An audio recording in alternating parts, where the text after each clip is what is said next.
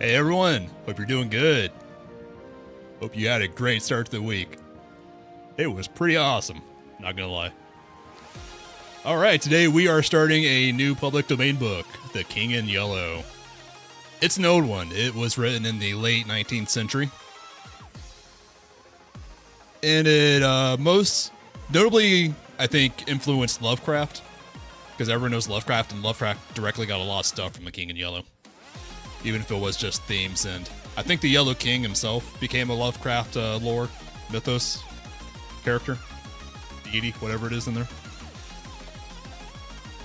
But also more recently, I think it was a year and a half, maybe 2 years ago now, the game Signalis, the horror game, that was inspired by The King in Yellow as well.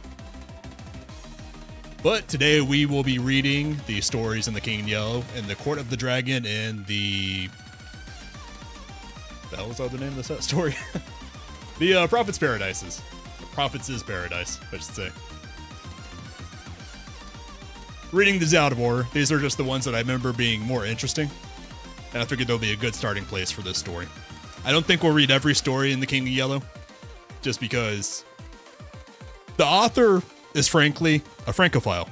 It's really obnoxious to read him waxing poetic over struggling and suffering French artists chain smoking in their studio apartments while they paint models, which is like half the stories in The King in Yellow. But there's a lot of good stuff in here. So let's get going.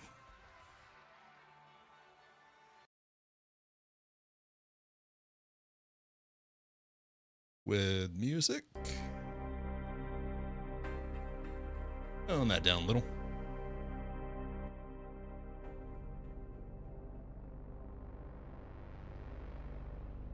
That should be good. All right. And I should double check who the author's name is, because I don't remember, because it's been 2 years since I read this one. All right, this is The King in Yellow in the Court of the Dragon by R.W. Chambers. Oh, thou who burn'st in the heart of those who burn, and hell, whose fire thyself shall feed in turn, how long be crying, mercy on them, God? Why, who art thou to teach and he to learn? In the church of St. Barnaby, vespers were over. The clergy left the altar. The little choir boys flocked across the chancel and settled in the stalls. A Swiss in rich uniform marched down the south aisle, sounding his staff at every fourth turn on the stone pavement. Behind him came the eloquent preacher and good man, Monsieur C.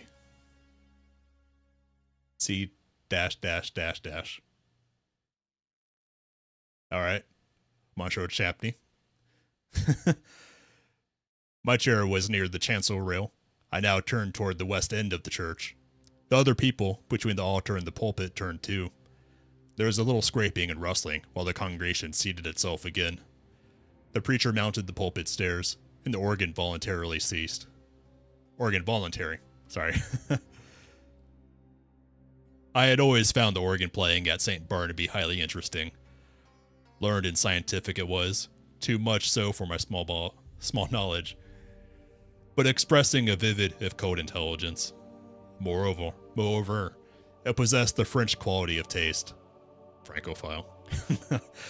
Taste reigned supreme, self-controlled, dignified, and reticent. Today, however, from the first chord, I had felt a change for the worse. A sinister change. During Vespers, it had been chiefly the chancel organ which supported the beautiful choir, but now and again, quite wantonly as it seemed, from the west gallery, where the great organ stands, a heavy hand had struck across the church at the serene peace of those clear voices. It was something more than harsh and dissonant, and it betrayed no lack of skill. As it recurred again and again, it set me thinking of what my architect's books say about the custom in early times to consecrate the choir as soon as it was built, and that the nave, being finished sometimes half a century later, often did not get any blessing at all. I wondered idly if that had been the case at St. Barnaby, and why there's something not usually supposed to be at home in a Christian church might have entered undetected and taken possession of the West Gallery. I had read of such things happening too, but not in the works on architecture. Then I remembered that St. Barnaby was not much more than 100 years old, and smiled at the incongruous association of medieval superstitions with that cheerful little piece of 18th century Rococo.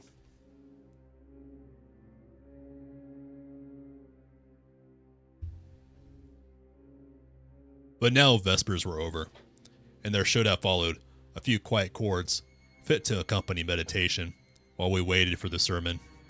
Instead of that, discord at the lower end of the church broke out with the departure of the clergy. As if now nothing could control it.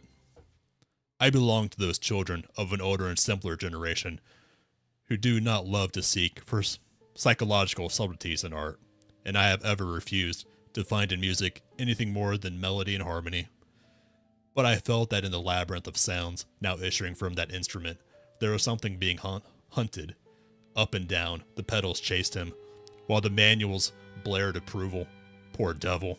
Whoever he was, there seemed small hope of escape.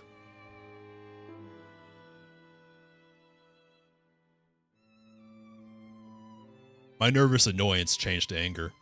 Who was doing this? How dare he play like that in the midst of a divine service? I glanced at the people near me. No, I don't want to add to text. Thanks, Adobe.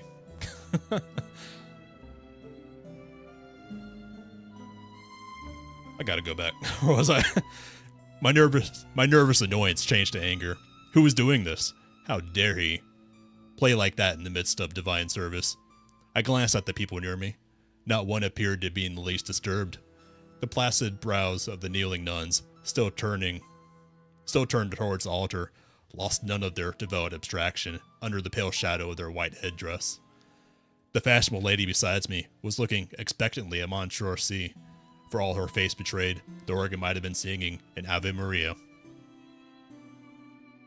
I bet Ave Maria was like a super fancy, super hip song back at the end of the 19th century, but now it's the most stereotypical like church wedding music. Or is it funeral? I don't remember which one Ave Maria is. I just know it's like the organ song with choir.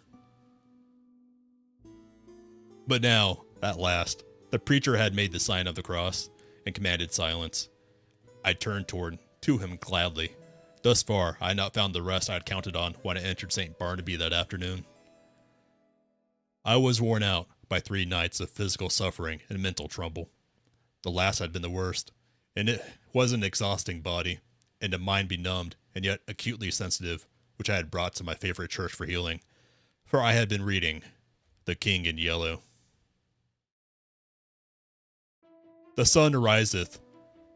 They gathered themselves together and laid them down their dens.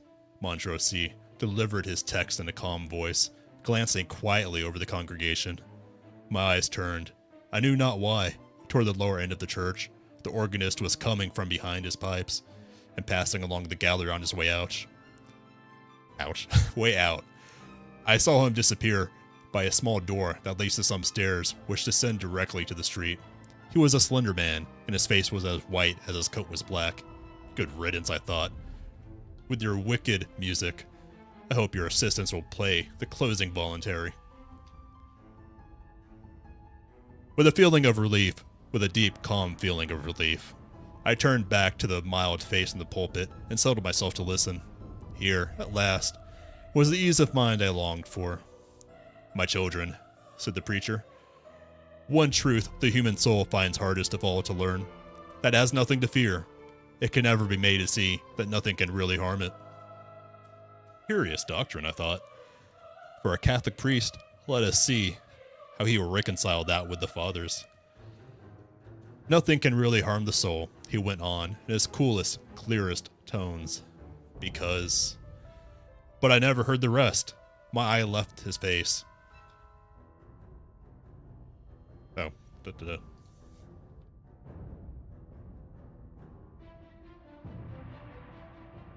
That's not my buns. That was I. But I never heard the rest. My eye left his face. I knew not for what reason, and sought the lower end of the church. The same man was coming out from behind the organ.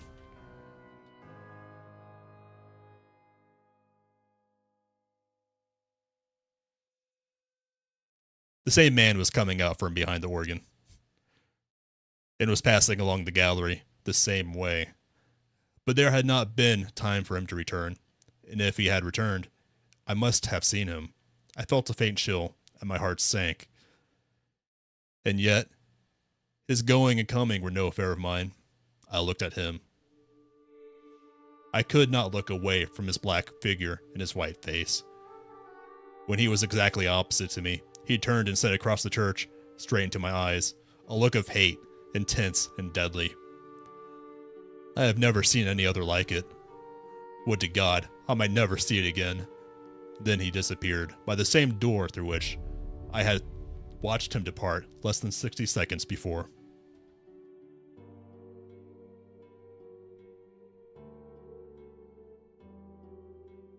I sat and tried to collect my thoughts. My first sensation was like that of a very young child badly hurt when it catches its breath before crying out. Looks like I have a toothache. I sat and tried to collect my thoughts. My first sensation was like that of a very young child badly hurt when it catches its breath before crying out. To suddenly find myself the object of such hatred was exquisitely painful, and this man was an utter stranger. Why should he hate me so? Me, whom he had never seen before. For the moment, all other sensation was merged in this one pang.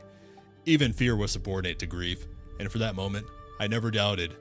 But in the next, I began to reason, and a sense of incongruous came to my aid.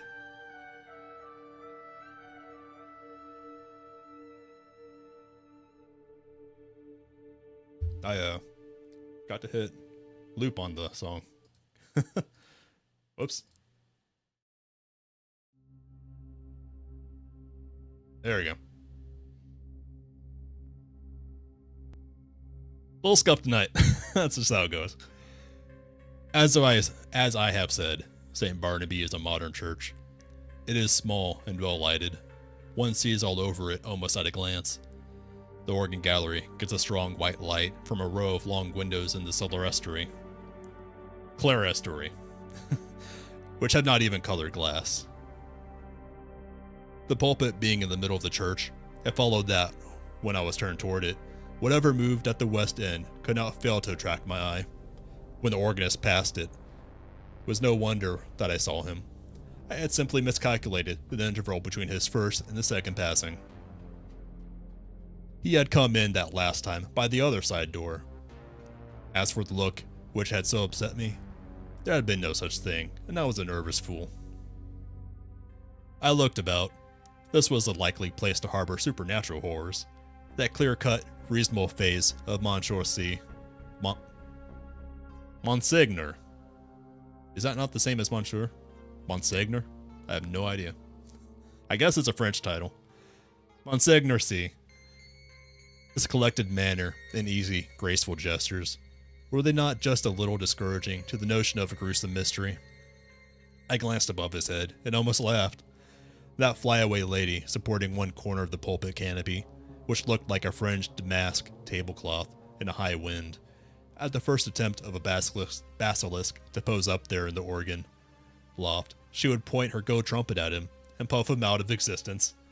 I laughed to myself over this conceit, which, at the time, I thought very amusing, and sat and chaffed myself and everything else, from the old harpy outside the railing, who had made me pay 10 centimes for my chair before she would let me in. She was more like a basilisk, I told myself, than was my organist with the anemic complexion. From that grim old dame to, yes, alas, Monsignor C. himself. For all devoutness had fled. I had never yet done such a thing in my life, but I know I felt a desire to mock. For as the sermon, I could not hear a word of it, for the jingle in my ears of the skirts of St. Paul has reached, having preached us those excellent lectures, more unctuous than ever he preached. keeping time to the most fantastic and irreverent thoughts. It was no use to sit there any longer. I must get out of doors and shake myself free from this hateful mood. I knew the rudeness I was committing, but still I rose and left the church. A spring sun was shining on the Rue Saint Honore. Honore? I'm not French. As I ran down the church steps, on the one corner stood a barrel full of yellow jonquils, pale violets from the Riviera.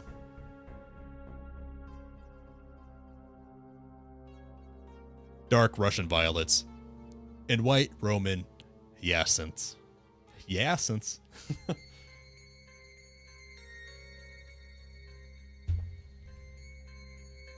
In a golden cloud of mimosa. The street was full of Sunday pleasure seekers. I swung my cane and laughed with the rest. Someone overtook and passed me.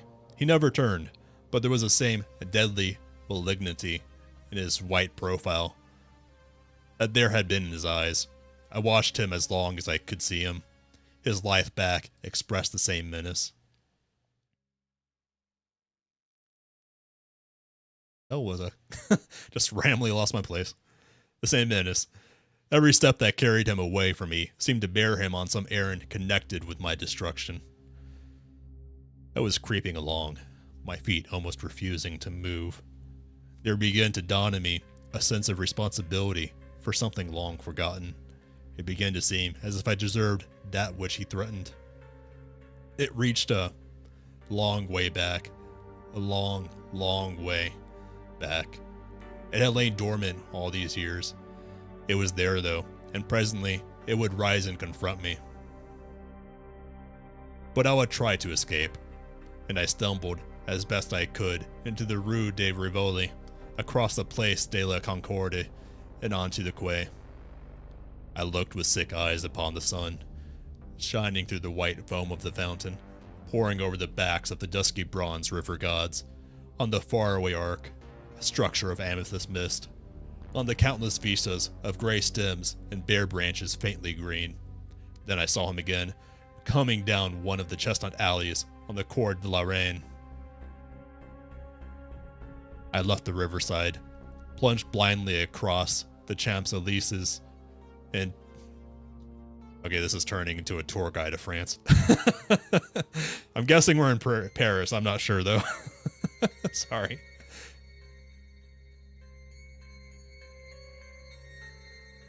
Champs-Élysées, and turned towards the Arc. The setting sun was setting its rays along the green sward of the Rhone Point. In the full glow he sat on a bench, children and young mothers all about him. He was nothing but a Sunday lounger, unlike the others, like myself. I said the words almost aloud, and all the while I gazed on the malignant hatred of his face. But he was not looking at me. I crept past and dragged my leaden feet up the avenue. I knew that every time I met him brought him nearer to the accomplishment of his purpose and my fate, and still I tried to save myself. The last rays of sunsets were pouring... The last rays of sunset were pouring through the great arc. I passed under it and met him face to face. I had left him far down the Champs-Élysées, and yet he came in with a stream of people who were returning from Bois de Boulogne. He came so close that he brushed me. His slender frame felt like iron inside its loose black covering. He showed no signs of haste, nor of fatigue, nor any human feeling. His whole being expressed one thing, the will and the power to work me evil. In anguish, I watched him where he went down the broad and crowded avenue. That was all flashing with wheels, and the trappings of horses and the helmets of the Garde Républicaine. He was soon lost to sight, and I turned and fled into the Bois, and the far out beyond it. I know not where I went, but after a long while, as it seemed to me, night had fallen, and I found myself sitting at a table before a small cafe. I had wandered back into the Bois. The boys. It was hours now since I had seen him. Physical fatigue and mental suffering had left me no power to think or feel. I was tired, so tired. I longed to hide away in my own den. I resolved to go home, but that was a long way off. I live in the Court of the Dragon, a narrow passage that leads from the Rue des Reines to the Rue des Dragons. It is an impasse, a traversable only for foot passengers. Over the entrance of the Rue des Reines is a balcony supported by an iron dragon. Within the court, tall old houses rise on either side and close the ends that give on the two streets. Huge gates swung back during the day into the walls of the deep archways close this court after midnight, and one must enter then by ringing at certain small doors on the side. The sunken pavement collects unsavory pools. Steep stairways pitch down to doors that open on the court. Ground floors are occupied by shops of second-hand dealers and by iron workers. All day long, the place rings with the clink of hammers and the clang of metal bars.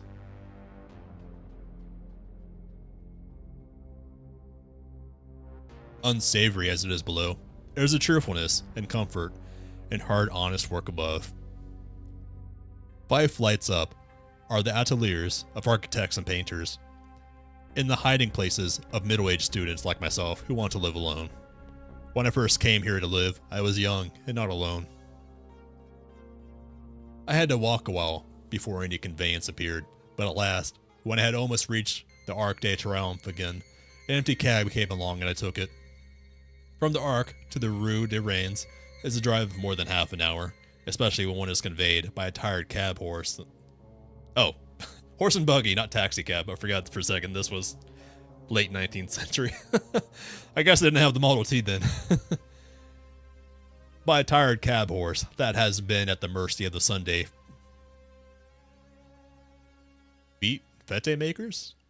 I don't know.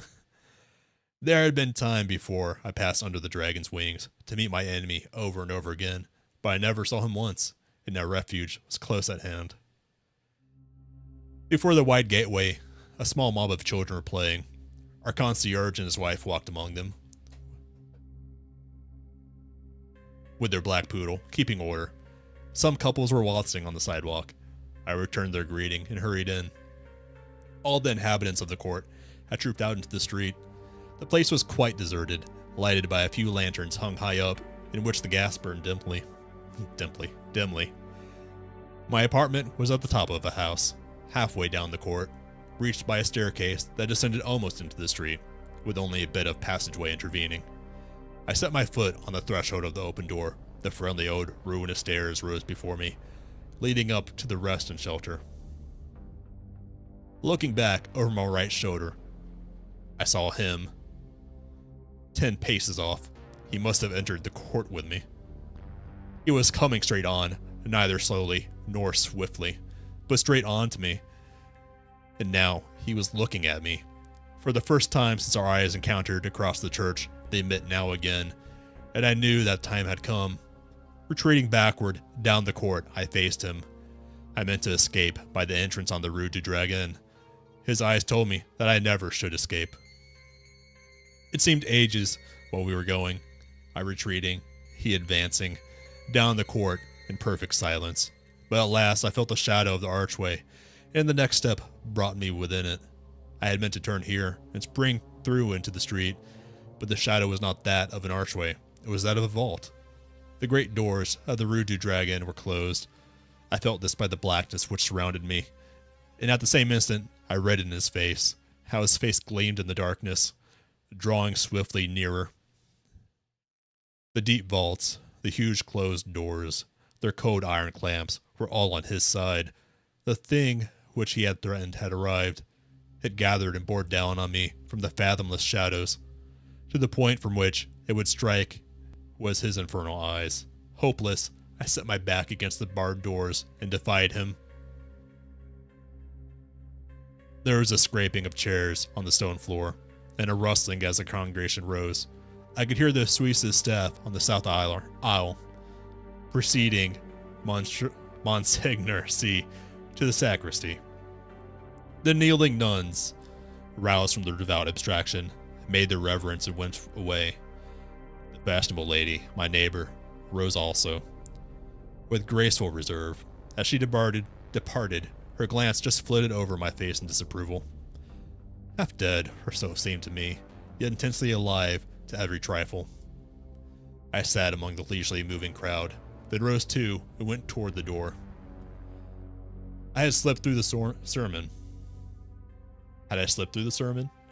I looked up and saw him passing along the gallery to his place. Only his side I saw.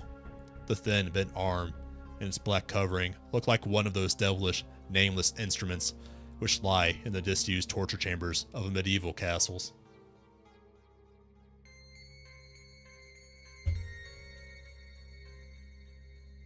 But I had escaped him, though his eyes had said I should not. Had I escaped him?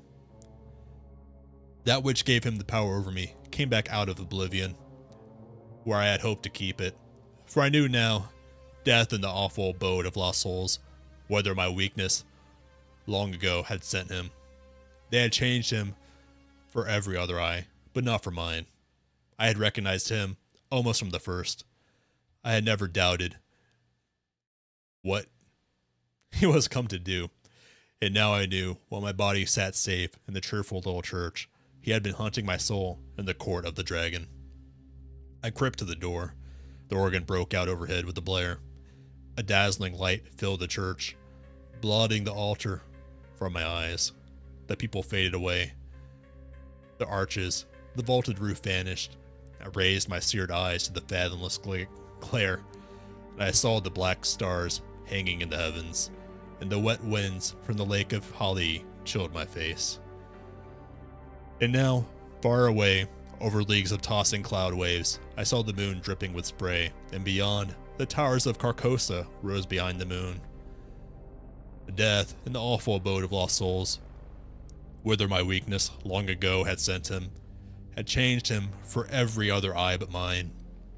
And now I heard his voice rising, swelling, thundering through the flaring light, and as I fell, the radiance increasing, poured over me in waves of flame.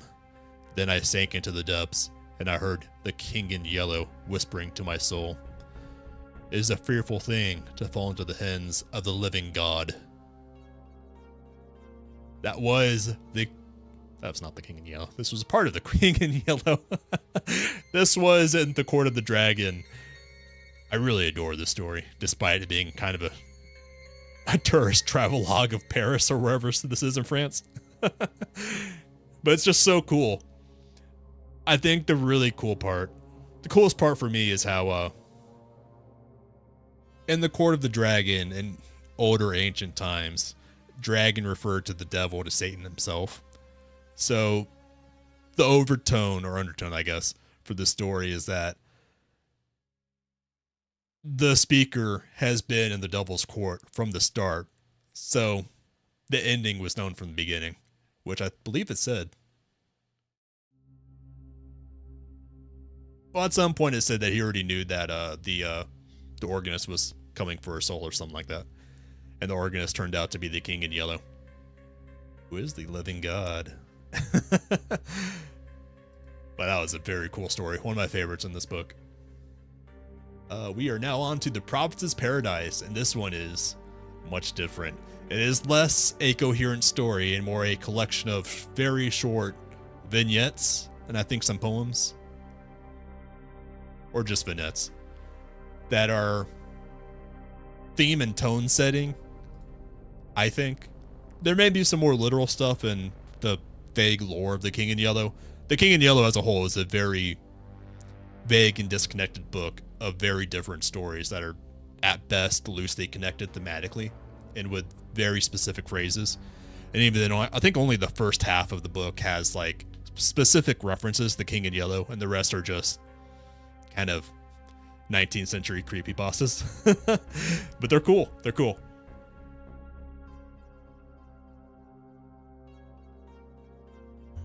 All right, this is The Prophet's Paradise, part of The King in Yellow by What was his name? I forgot his name again.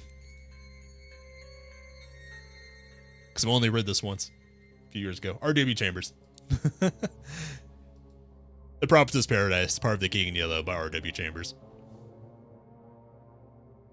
If but the vine and love abjuring band are in the Prophet's paradise to stand, alack, I doubt the Prophet's paradise, for empty as the hollow of one's hand. One thing that I think, I don't know this for sure, but I suspect that The King in Yellow and R.W. Chambers also inspired Robert E. Howard, because Robert E. Howard loves to just wax poetic, have a little quick poem at the beginning of each of his stories. That's a cool little thing. A little through line. I don't know if it's true, but I suspect it. The studio. He smiled, saying, "Seeker throughout the world." I said, "Why, tell me of the world. My world is here, between these walls and the sheet of glass above, here among the gilded flagons and the dull jeweled arms, tarnished frames and canvases, black chests and high-backed chairs. Quaintly carved and stained in blue and gold. For whom do you wait?" he said, and I answered, "When she comes, I shall know her." On my hearth, a tongue of flame whispered secrets to the whitening ashes. In the street below, I heard footsteps, a voice, and a song. "For whom then do you wait?" he said, and I answered, "I shall know her." Footsteps, a voice, and a song in the street below, and I knew the song, but neither the steps nor the voice. "Fool!" he cried. "The song is the same. The voice and the steps have but changed with the years." On the hearth, a tongue of flame whispered above the whitening ashes, "Wait no more. They have passed, the steps and the voice in the street below." Then he smiled, saying, "For whom do you wait? Seek her throughout the world." And I answered, "My world is here, between these walls and the sheets of glass above, here among the gilded flagons and dull jeweled arms, tarnished frames and canvases, black chests and high-backed chairs, quaintly carved and stained in blue and gold."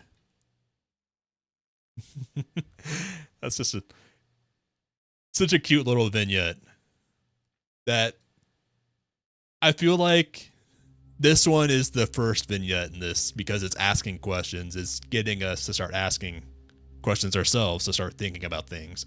Just start getting the reader to look for the meaning of stuff in the ones going forward. But the studio might be more literal because there's a lot of studios in the King in Yellow book throughout the stories. The Phantom. The Phantom of the past would go no further.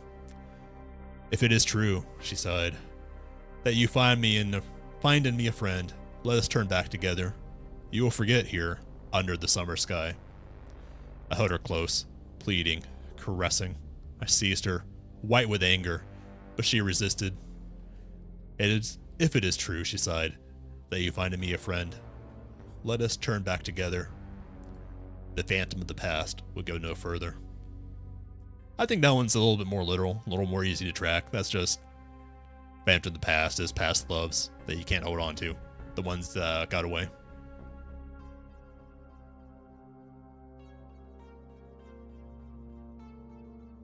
The Sacrifice. I went into a field of flowers, whose petals are whiter than snow, and whose hearts are pure gold. Far afield, a woman cried, "I have killed him I loved!" And from afar, she poured blood upon the flowers, whose petals are whiter than snow, and whose hearts are pure gold. Far afield I followed, and on the jar I read 1,000 names, while from within the fresh blood bubbled to the brim. "I have killed him! I have killed him I loved," she cried. "The world's athirst, now let it drink." She passed, and far afield I watched her pouring blood upon the flowers, whose petals are whiter than snow, and whose hearts are pure gold. That one I'm feeling stupid on. I don't know what it means. One thing I did catch is that it's a A written out poem where the different parts echo. It's like pottery, it rhymes. Maybe in the morning after sleeping on and rubbing two brain cells together, I can figure it out. If you think you know what the sack rest means, feel free to leave a comment. Destiny. I came to the bridge which few may pass. Pass! Cried the keeper, but I laughed, saying, there is time. And he smiled and shut the gates. The bridge which few may pass came young and old. All were refused. Idly I stood and counted them, until, wearied of their noise and lamentations, I came again to the bridge which few may pass. Those in the throng about the gate shrieked out, he comes too late! But I laughed, saying, there's time. Pass! Cried at the keeper as I entered, then smiled and shut the gates. That's more literal, easy to follow. The throng. There, where the throng was thickest in the street, I stood with French. Pierrot. All eyes returned on me. What are they laughing at? I asked, but he grinned, dusting the chalk from my black coat. I cannot see. It must be something droll, perhaps an honest thief. All eyes returned on me. He has robbed you of your purse, they laughed. My purse, I cried. Pierrot, help, it is a thief. They laughed. He has robbed you of your purse. Then Truth stepped out, holding a mirror. If he is an honest thief, cried Truth, Pierrot shall find him with this mirror. But he only grinned, dusting the chalk from a black coat. You see, he said, Truth is an honest thief. She brings you back your mirror. All eyes were turned on me. Arrest Truth, I cried, forgetting it was not a mirror, but a purse I lost, standing with Pierrot, there where the throng was thickest in the street. That was interesting. I don't remember that one at all. I can see the dots. I can't connect them. Again, I need more brain cells than I currently have after work at 2 in the morning. The Jester. This should be fun. Was she fair? I asked, but he only chuckled, listening to the bells jingling on his cap. Stabbed, he tittered. Think of the long journey, the days of peril, the dreadful nights. Think how he wandered, for her sake, year after year, through hostile lands, yearning for kith and kin, yearning for her. Stabbed. Stabbed, he tittered, listening to the bells jingling on his cap. Was she fair? I asked, but he only snarled, muttering to the bells jingling on his cap. She kissed him at the gate, he tittered, but in the hall his brother's welcome touched his heart. Was she fair? I asked. Stabbed, he chuckled. Think of the long journey, the days of peril, the dreadful nights. Think of how he wandered, for her sake, year after year, through hostile lands, yearning for kith and kin, yearning for her. She kissed him at the gate, but in the hall his brother's welcome touched his heart. Was she fair? I asked, but he only snarled, listening to the bells jingling in his cap.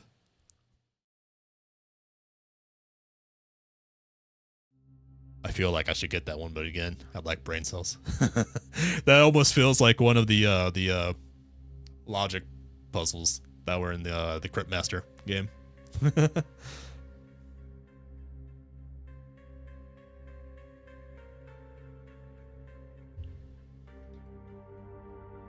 The Green Room. Oh, hold on, I want to try that again.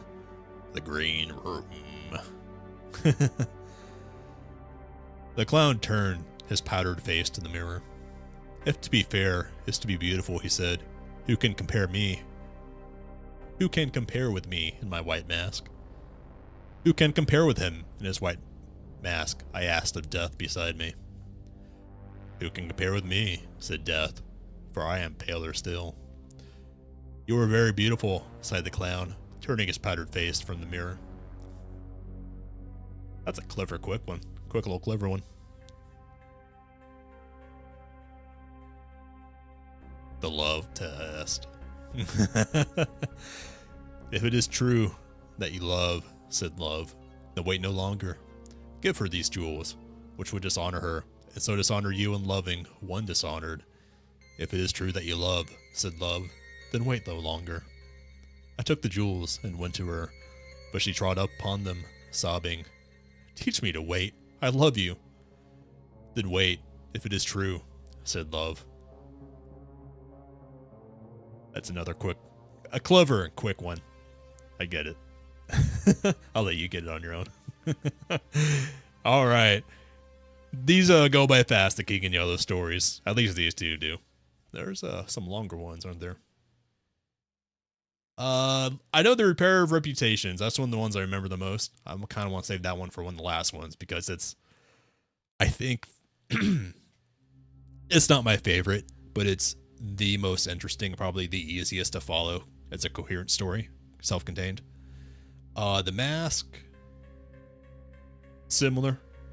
I think each of these could be their own night. Let's see, the Yellow Sign. I don't remember which one that is. I'll have to look at it. If Demoiselle Diaz is the one I remember, that's my second favorite, and I definitely want to read that. That's a shorter one. So, probably Demoiselle Diaz next time, if it's the one I remember. Prophet's Paradises we just read. Street of the Four Winds. I don't remember if I read that one. Because I remember 2 years ago when I was reading this book, The King in Yellow, I got so burnt out on the Francophile and all the suffering and miserable French artists in their studios painting models. I kind of gave up on the book at the last few stories. So either The Street of the Four Winds or The Street of the First Shell was the last one I read. Maybe we'll read them now. We'll find out. We'll see how long I can stomach all the Francophile. I don't love the French as much as this author does. Yeah, I'll figure it out. Next Monday, we will definitely read Demoiselle Diaz. And maybe the Yellow Sign, because it looks shorter than Repair Reputations, or the one of these others. How many parts? That's a big one. That's a big one. Okay, we can read Demoiselle Diaz and The Street of Four Winds. And that'll probably take up more time than this one did. This one was short. I think this was the two shorter stories. All right. Tomorrow, I am playing American Truck Simulator. I'm looking forward to that one. I cheated and played a little bit yesterday just to get the settings right because I know it has eye tracking with Toby. So I had to go for a test drive a few times just to make sure I have my settings right so it wouldn't give me motion sickness. I also got a really cheap wheel and pedal set that I found on sale. That makes it a lot more fun than just the keyboard and mouse stuff. So I know American Truck Simulator is going to be a lot of fun tomorrow. I will see you all then at 1:30 in the night or the morning, depending on how you look at it. But have a great day, everyone. If you like this, feel free to subscribe, like it. If you have any thoughts about these stories I read or any of these specific ones in the Prophet's Paradise, a lot of interesting stuff in this, leave a comment below. Give your thoughts, your interpretations of them, especially the Prophet's Paradises, because these vignettes are kind of, some of them are more literal, easier to interpret. Others are a lot more open-ended. Take care, everyone. See you all tomorrow. Have a good night.